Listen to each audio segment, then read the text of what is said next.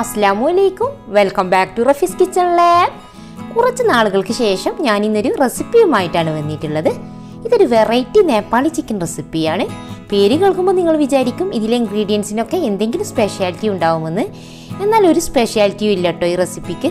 നമ്മുടെ കിച്ചണിലുള്ള ഇൻഗ്രീഡിയൻസ് ഒക്കെ വെച്ചുണ്ടാക്കാൻ പറ്റിയ ഒരു കിടിലൻ നേപ്പാളി ചിക്കനാണിത്. ഇത് വളരെ സിമ്പിളായിട്ട് ആർക്കും ഉണ്ടാക്കാൻ പറ്റിയ റെസിപ്പിയാണ്. അപ്പോൾ എല്ലാവരും വീഡിയോ അവസാനം വരെ സ്കിപ്പ് ചെയ്യാതെ കാണുക. ഞാൻ ഈ നേപ്പാളി ചിക്കൻ തയ്യാറാക്കുന്നത് മൺചട്ടിയിലാണ്. മൺചട്ടിയിലാവുമ്പോൾ ഒന്നും കൂടി ടേസ്റ്റ് കൂടിക്കോളും. അപ്പോൾ ഞാനിതിലേക്ക് 2 ടേബിൾ സ്പൂൺ കോക്കനട്ട് ഓയിൽ ഒഴിച്ച് കൊടുക്കുന്നുണ്ട്. ഇനി ഇത് നന്നായി ചൂടായി വന്നതിന് ശേഷം ഇതിലേക്ക് നമുക്ക് 1/2 ടീസ്പൂൺ ഉലുവ ചേർത്ത് കൊടുക്കണം. ഉലുവ ഒന്ന് പൊട്ടി വന്നതിന് ശേഷം കുറച്ച് കറിവേപ്പില ചേർത്ത് കൊടുക്കാം. ഇതെല്ലാം ഒന്ന് വഴന്നു വന്നതിന് ശേഷം നമുക്ക് കഴുകി വൃത്തിയാക്കി വെച്ച 1 കിലോ ചിക്കൻ ഇട്ട് കൊടുക്കണം. നമ്മൾ ഈ ചിക്കനിൽ കൂടുതൽ മസാലപ്പൊടികളോ വെള്ളമോ ഒന്നും ഒഴിക്കുന്നില്ല. ചിക്കനിൽ നിന്നിറങ്ങിയ വെള്ളവും പിന്നെ ഇതിലേക്ക് തക്കാളി സ്ലൈസ് ചെയ്തതും അതുപോലെ തന്നെ തക്കാളി ജ്യൂസ് അടിച്ചതും ഒഴിക്കുന്നുണ്ട്. വേറെ വെള്ളമൊന്നും ഇതിനകത്ത് യൂസ് ചെയ്യുന്നില്ല. അതുകൊണ്ട് തന്നെ അടിയിൽ പിടിക്കാൻ സാധ്യതയുണ്ട്. നിങ്ങൾ ഫ്ലെയിമിൻ്റെ കാര്യം അപ്പോൾ പ്രത്യേകം ശ്രദ്ധിക്കണം. നന്നായിട്ട് മിക്സാക്കി എടുത്തതിന് ശേഷം നമുക്കിത് അടച്ചു വെച്ച് ഒരു 5 മിനിറ്റ് ലോ ഫ്ലെയിമിൽ കുക്ക് ചെയ്യാം. അങ്ങനെ 5 മിനിറ്റ് കഴിഞ്ഞു. ഇപ്പോൾ ഇനി നമുക്കിത് നന്നായിട്ടൊന്ന് മിക്സാക്കി എടുക്കാം. ഇനി ഞാനിതിലേക്ക് ചേർത്ത് കൊടുക്കുന്നത് 3 മീഡിയം സൈസ് സവാള സ്ലൈസ് ചെയ്തെടുത്തതാണ്. അതും കൂടി ചേർത്ത് കൊടുത്തതിന് ശേഷം നന്നായിട്ടൊന്ന് മിക്സാക്കി എടുക്കണം. സവാളയെല്ലാം ഈ ചിക്കനിൽ കിടന്നൊന്ന് വഴന്നു വന്നതിന് ശേഷമാണ് നമ്മളിതിലേക്ക് മസാലപ്പൊടികളും ഉപ്പൊക്കെ ചേർത്ത് കൊടുക്കുന്നത്. സവാളയും ചിക്കനൊക്കെ നന്നായി വഴന്നു വരട്ടെ. ഇനി ഇതൊന്ന് കുക്കായി വരണം. അടിക്ക് പിടിക്കാതിരിക്കാൻ വേണ്ടി ഇടയ്ക്കിടെ ഇളക്കിക്കൊണ്ടിരിക്കുകയും വേണം. ഈ റെസിപ്പിയുടെ പേര് തന്നെ അടിപൊളിയാണ്. അതുപോലെ തന്നെയാണ് ഇതിൻ്റെ ടേസ്റ്റും. ഇനി നമുക്കിതൊന്ന് ഓപ്പൺ ചെയ്ത് നോക്കാം. ഇനി നമുക്കിതൊന്ന് നന്നായിട്ട് ഇളക്കി കൊടുക്കണം. കണ്ടില്ലേ, ചിക്കനിൽ നിന്നൊക്കെ നന്നായിട്ട് വെള്ളം ഇറങ്ങി വന്നിട്ടുണ്ട്. ഇനി നമ്മളിതിലേക്ക് വേറെ വെള്ളമൊന്നും ഒഴിച്ചു കൊടുക്കേണ്ട ആവശ്യമില്ല. ഇനി നമുക്കിതിലേക്ക് 2 മീഡിയം സൈസ് നല്ല പഴുത്ത തക്കാളി സ്ലൈസ് ചെയ്തതാണ് ചേർത്ത് കൊടുക്കേണ്ടത്. ഇനി ഞാനിതിലേക്ക് ചേർത്ത് കൊടുക്കുന്നത് 1 ടേബിൾ സ്പൂൺ ഗാർലിക് പേസ്റ്റ് ആണ്. പിന്നെ ഞാനിതിലേക്ക് 1 ടേബിൾ സ്പൂൺ ജിഞ്ചർ പേസ്റ്റും കൂടി ചേർത്ത് കൊടുക്കുന്നുണ്ട്. ഇനി ഇതിലേക്ക് ആവശ്യത്തിനുള്ള മസാലപ്പൊടികൾ ചേർത്ത് കൊടുക്കുകയാണ്. ഞാനിവിടെ 1 ടേബിൾ സ്പൂൺ മുളക് പൊടിയാണ് ചേർത്ത് കൊടുക്കുന്നത്.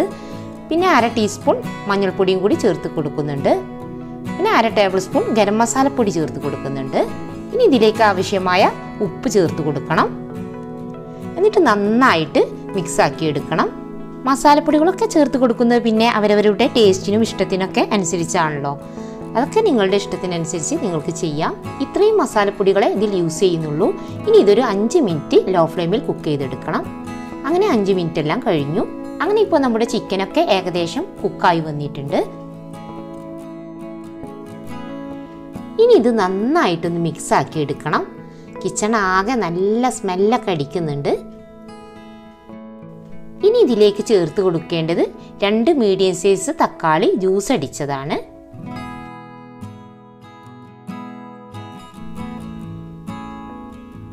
പിന്നെ ഇതിലേക്ക് 2 ടേബിൾ സ്പൂൺ ടൊമാറ്റോ സോസും കൂടി ചേർത്ത് കൊടുക്കുന്നുണ്ട്.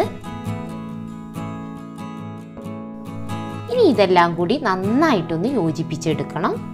ചിക്കൻ കറി എന്നൊക്കെ പറഞ്ഞ് യൂട്യൂബിൽ അടിച്ചു കൊടുത്താൽ ഇഷ്ടംപോലെ വീഡിയോസ് ഉണ്ടാവും. എന്നാൽ ഇങ്ങനെ ഒരു നേപ്പാളി ചിക്കൻ ഞാൻ കണ്ടിട്ടില്ല. ചിലരൊക്കെ വേണമെങ്കിൽ ഇങ്ങനെ തയ്യാറാക്കി നോക്കിയിട്ടുണ്ടാവും. അപ്പോൾ ഇതെല്ലാവർക്കും സിമ്പിളായിട്ട് തയ്യാറാക്കാൻ പറ്റിയ കുറഞ്ഞ ഇൻഗ്രീഡിയൻസിലുള്ള റെസിപ്പിയാണ്.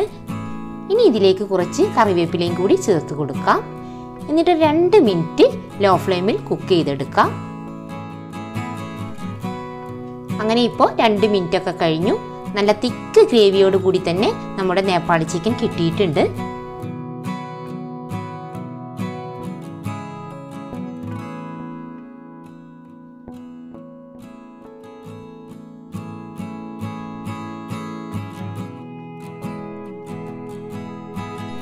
ചിക്കൻ പീസൊക്കെ നന്നായിട്ട് തന്നെ കുക്കായിട്ടുണ്ട്. ഇതിൻ്റെ വേറൊരു പ്രത്യേകത, ഞാനിതിൽ മല്ലിയിലയൊന്നും ചേർക്കുന്നില്ല.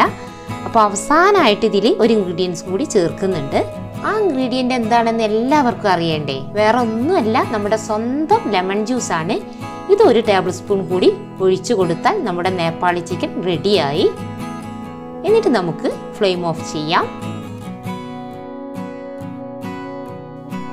നമുക്കിത് സെർവ് ചെയ്യാം. മുമ്പ് യൂട്യൂബിൽ വൈറലായ കുഴക്കണ്ട പരത്തണ്ട എന്നൊക്കെ പറഞ്ഞിട്ടുള്ള ഒരു മൈദമാവ് കലക്കി ഒഴിച്ച ചപ്പാത്തി ഉണ്ടല്ലോ, അതിൻ്റെ കൂടെയാണ് കേട്ടോ ഞാനിന്ന് സെർവ് ചെയ്യുന്നത്. ചപ്പാത്തി, പൊറോട്ട, ഗീ റൈസ് ഇതിൻ്റെ ഒക്കെ കൂടെ കഴിക്കാൻ പറ്റിയ നല്ലൊരു കോമ്പിനേഷൻ ആയിരിക്കും.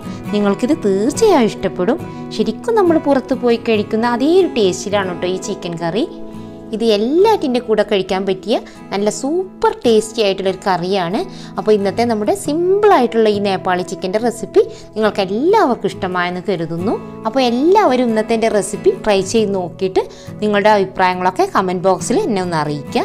അതുപോലെ തന്നെ വീഡിയോ ഇഷ്ടമായെങ്കിൽ മറക്കാതെ തന്നെ ആ ലൈക്ക് ബട്ടൺ കൂടി ഒന്ന് ക്ലിക്ക് ചെയ്യുക. പുതിയതായിട്ട് ഈ ഒരു ചാനൽ ആരെങ്കിലും കാണുന്നവരുണ്ടെങ്കിൽ താഴെ കാണുന്ന ആ റെഡ് സബ്സ്ക്രൈബ് ബട്ടൺ കൂടി ഒന്ന് പ്രസ് ചെയ്ത് സപ്പോർട്ട് ചെയ്യണേ. കൂട്ടത്തിൽ ആ കാണുന്ന ബെല്ലൈക്കൺ കൂടി ക്ലിക്ക് ചെയ്ത് അതിൽ ഓൾ എന്ന ഓപ്ഷൻ തന്നെ കൊടുക്കുകയാണെങ്കിൽ ഞാനിടുന്ന പുതിയ പുതിയ വീഡിയോസിൻ്റെ ഒക്കെ നോട്ടിഫിക്കേഷൻ അപ്പോൾ തന്നെ നിങ്ങൾക്ക് കിട്ടുന്നതായിരിക്കും. ഇൻഷാ അല്ലാഹ് അടുത്ത ആഴ്ച നല്ലൊരു വീഡിയോ ആയി വരുന്നത് വരെ അസ്സലാമു അലൈക്കും.